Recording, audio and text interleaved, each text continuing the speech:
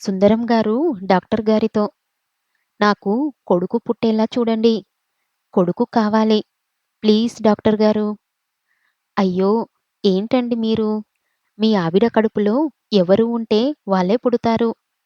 ఆ శిశువుని తీసి మరో శిశువుని పెట్టి కాన్పు చెయ్యలేము కదా! మీరాగండి." ఆపరేషన్ థియేటర్‌లో సుందరం భార్య నొప్పులతో బాధపడుతుంది. ఆపరేషన్ స్టార్ట్ చేస్తారు. డాక్టర్సు సుందరం భార్య వసుధైక ఒక పండంటి ఆడపిల్లకి జన్మనిచ్చింది. ఆ బిడ్డ పుట్టగానే వసుధాయిక కళ్ళు మూసింది. డాక్టర్ గారు బయటికి వచ్చి, "ఐయామ్ సారీ సుందరం గారు. మీకు పండంటి ఆడపిల్ల పుట్టింది. కానీ మీ పాపని కాపాడగలిగాను కానీ మీ ఆవిడ చనిపోయింది. మీరెళ్ళి చూడొచ్చు." సుందరం ఆ మాట వినగానే లోపలికి వెళ్ళి వసుధాయిక మొహం కూడా చూడడు. అప్పటి వరకు వసుధాయిక అంటే ప్రాణంగా ఉన్నవాడు ఆడపిల్లకి జన్మనిచ్చింది అని తెలిసి కంటికి రెప్పల చూసుకున్న భార్యని కనీసం కన్నెత్తి కూడా చూడలేదు. సుందరం తల్లిని, బిడ్డని అక్కడే వదిలేసి వెళ్ళిపోతాడు. బయటికి అక్కడ కూర్చొని చనిపోయిన భార్య గురించి బాధ కన్నా ఒక ఆడపిల్లని కన్నది అని కోపమే ఎక్కువ ఉంది. అతనికి అప్పుడే అక్కడికి సుందరం స్నేహితుడు ఒకతను వస్తాడు. వచ్చి, "రేయ్ సుందరం! ఏమైంది? బాబు పుట్టాడా?" అని అడుగుతాడు. సుందరం, "లేదురా! అది నన్ను మోసం చేసి చనిపోయింది. ఆడపిల్ల పుట్టిందిరా! అందుకే ఆ తల్లి వద్దు, ఆ బిడ్డ వద్దు. అందుకే వెళ్ళిపోతున్నా." సుందరం స్నేహితుడు, "రే పిచ్చోడా! నీకు బంగారు బాతు పుట్టిందిరా" అంటాడు.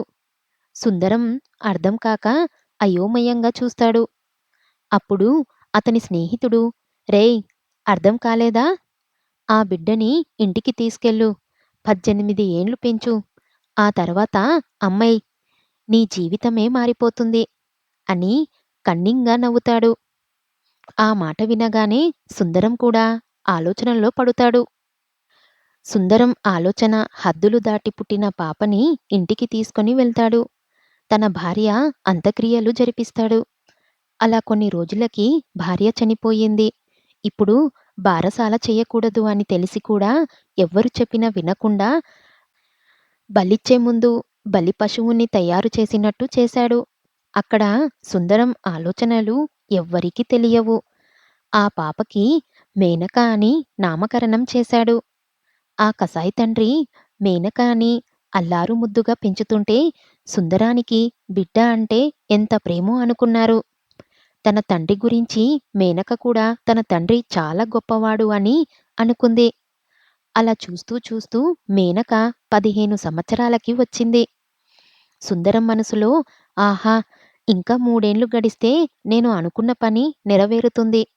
చూస్తుండగానే ఆ 3 గడిచిపోయాయి. సుందరం ఆ ముందు రోజు వేశ్యగృహం నడిపే మంజరి దగ్గరికి వెళ్ళి ఆవిడతో డీల్ కుదుర్చుకున్నాడు. "ఏంటి? ఎవరు నువ్వు? పిట్ట కోసం వచ్చావా? పుంజు కోసం వచ్చావా?" "కాదమ్మా! ఒక లేత పిట్టని మీకు అమ్ముదామని వచ్చా." "అవునా? ఎవరు?" "ఇదిగో ఆ పిట్ట ఫోటో." "అమ్మా! ఇది చూడండి." మంజరి ఆ ఫోటో చూడగానే మంజరికి ఆ అమ్మాయి బాగా నచ్చింది. ఇంత అందమైన అమ్మాయి నా దగ్గర ఒక్కర్తి కూడా లేకపోయే అనుకుంది. వెంటనే "ఈ పాపని నాకు తెచ్చివ్వు. ఎంతైనా ఇస్తా దీనికోసం" అంటుంది.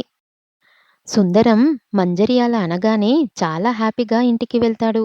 వెళ్ళి ప్రేమగా "అమ్మా మేనక" అని పిలుస్తాడు. తండ్రి దుర్బుద్ధిని గ్రహించలేక మేనక తండ్రి పిలుపుకి సంబరపడి "హా! వస్తున్నా నాన్నా" అంటూ పరుగున వెళ్తుంది. తన తండ్రి దగ్గరికి తను రాగానే మేనకని కింది నుండి పై వరకు చూసి ఇన్నేళ్ళకి నా కల నెరవేరబోతుంది అనుకుంటూ, "అమ్మా మేనక వచ్చావా?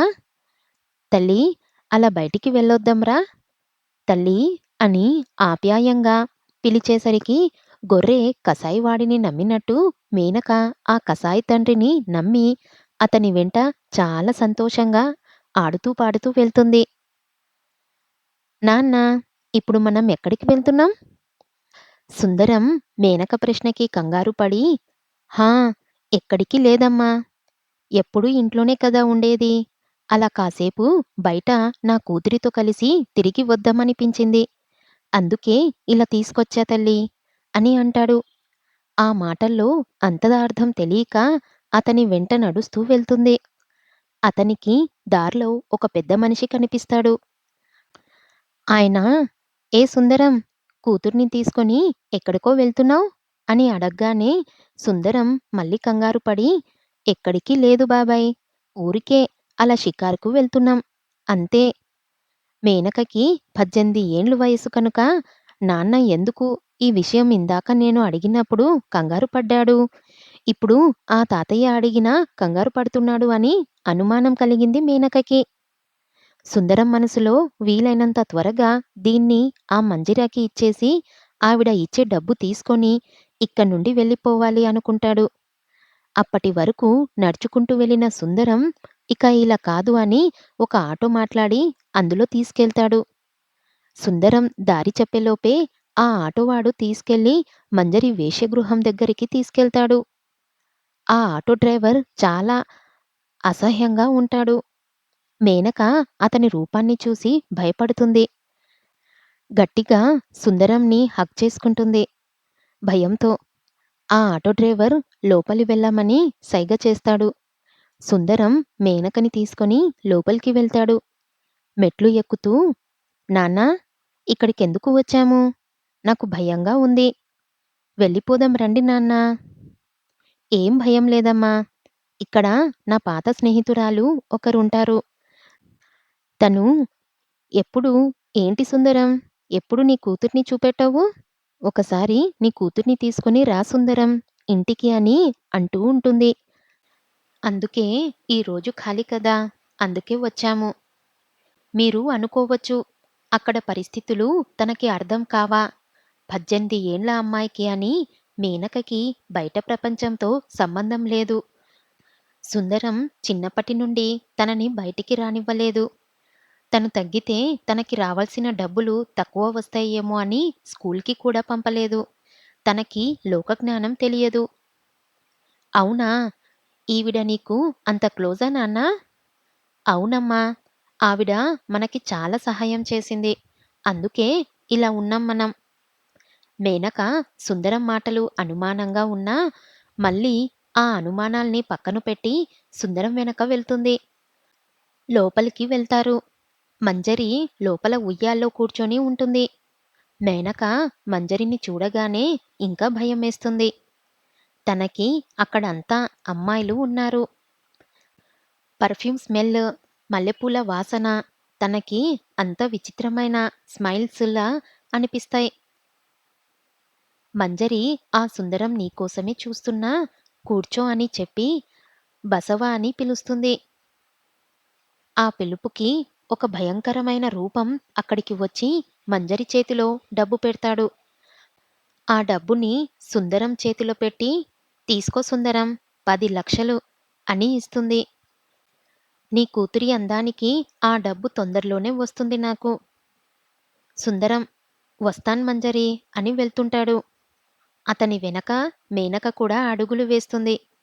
బసవ వచ్చి మేనకని పట్టుకుంటాడు వెళ్ళకుండా.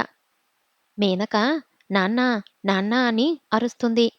కాని సుందరం తన అరుపులని పట్టించుకోడు. సుందరం అతను ఆశించిన దానికంటే ఎక్కువ మొత్తం రావడం అతనికి ఇంకా సంతోషాన్ని కలిగిస్తుంది. మేనక, నాన్నా! నాన్నా! నన్ను నీతో తీసుకెళ్ళు నాన్నా! నాకు భయమేస్తుంది నాన్నా! ప్లీజ్ నాన్నా! నన్ను వదిలి వెళ్ళకు అని ఏడుస్తుంది. సుందరం వెనక్కి తిరిగి ఒక వెక్కిలి నవ్వు నవ్వి అక్కడ్నుండి వెళ్ళిపోతాడు. అతను వెనక్కి తిరిగి నవ్వగానే మేనక ఏడుపు ఆపేసి షాక్‌లో బసవతో వెళ్ళిపోతుంది. బసవ బయటికి వచ్చి, అక్కా! ఆ పిల్లకి 10,00,000 ఇచ్చి తప్పు చేశావ్ అనిపిస్తుంది. ఓ 50,000లో 60,000 ఇచ్చి ఉంటే సరిపోయేది అనిపిస్తుంది. పరేషాన్ కాకురా బసవ! ఆ పిల్లని చూశావా? పాలరాతిలా ఎలా నిగనిగలాడిపోతుందో! ఇట్టే వచ్చేస్తాయి. ఆ డబ్బులు మొత్తం అందుకే ఆలోచించకుండా ఇచ్చేశా. అది సరే కానీ, అది మారం చేసి వాళ్ళకి లొంగకపోతే ఏం చేస్తావు మరి? రేయ్! ఇక్కడికి అందరూ వస్తారు. వాళ్ళు వాళ్ళంతట వాళ్ళు లొంగితేనే వాళ్ళ పక్కలోకి వెళ్ళాలి అనుకునే వాళ్ళు కొంతమంది, లొంగకపోయినా లొంగదీసుకునే వాళ్ళు కొంతమంది, బలవంతంగా లొంగదీసుకోకం కిక్కు అని ఎంజాయ్ చేసేవాళ్ళు కొంతమంది. మొదటి వాళ్ళతో ఆ పిల్ల మీద మనం ఏం సంపాదించలేం. కానీ తరువాత ఇద్దరితో డబ్బు బాగానే వస్తుందిరా. అలా కొన్ని రోజులు పోతే మొదటి వారికి అదే లొంగిపోతది. వెయిట్ చెయ్యాలి మనమే. అర్థమైందా? బాగా వేశావక్కా ప్లాన్. అదిరిపోయింది. హాహా! సరే. కానీ ఆ ఆలోచనలన్నీ పిలువు. అలాగే అక్కా. బసవ వెళ్ళి లోచనని పిలుస్తాడు. అప్పుడు ఒక హిజ్రా అక్కడికి వచ్చి, ఏంటి బసవా బావా! అంత ప్రేమగా పిలిచావు? నా పైన ప్రేమ పుట్టిందా? అని బసవ పైన చెయ్యేస్తది. బసవ హే ఛీ ఛీ చైతి అక్క పిలుస్తుంది అని చెప్తాడు. హిజ్రా "ఉమ్, ఉమ్" అని మూతి తిప్పుకొని హా మంజరి అక్కాయ్ చెప్పు అంటుంది. మంజరి కొత్తగా వచ్చిన పిట్ట కాసేపట్లో పిటపిటలాడిపోవాలి. కస్టమర్ వస్తున్నాడు. అర్థమైందా? అంటుంది. లోచన అలాగే అక్కాయ్ అని వెళ్ళిపోతుంది. మేనక ఉన్న గదిలోకి మేనకని చూసి లోచన చాలా బాధపడుతుంది. లోచన వాళ్ళలా కాదు. చాలా మంచిది. కానీ జాలి చూపించడం తప్ప తను మాత్రం ఏం చేయగలదు? మేనకని అక్కడ్నుండి తప్పించాలి అని మనసులో ఉన్నా, తప్పిస్తే ఆ మంజరి తన ప్రాణం తీస్తుంది అని భయపడుతుంది. వెళ్ళి అమ్మా మేనకా అని పిలుస్తుంది. మేనక అటు చూసి ఎవరు నువ్వు? నా దగ్గరికి రాకు అని ఇంకా భయపడుతుంది. లోచన అమ్మా భయపడకు తల్లీ. నేను నిన్ను ఏమి చెయ్యను. నిన్ను చూస్తే బాధగానే ఉంది. తల్లీ నాకు కూడా కానీ నేను ఏమి చెయ్యలేకపోతున్నా అని తను కూడా బాధపడుతుంది.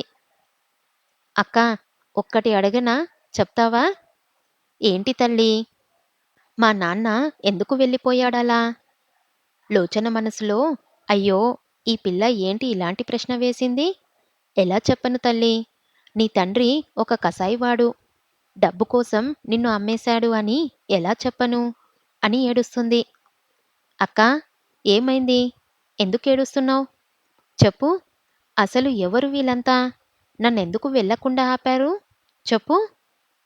ఇది ఒక వేశ్యగృహ తల్లీ. మీ నాన్న డబ్బు కోసం నిన్ను ఇక్కడ అమ్మేశాడు. మేనక ఆ మాట వినగానే వేశ్యగృహమే అంటూ కళ్ళు తిరిగి పడిపోయింది. లోచన అమ్మ మేనకా! మేనకా! లే తల్లీ అని లేపుతుంది.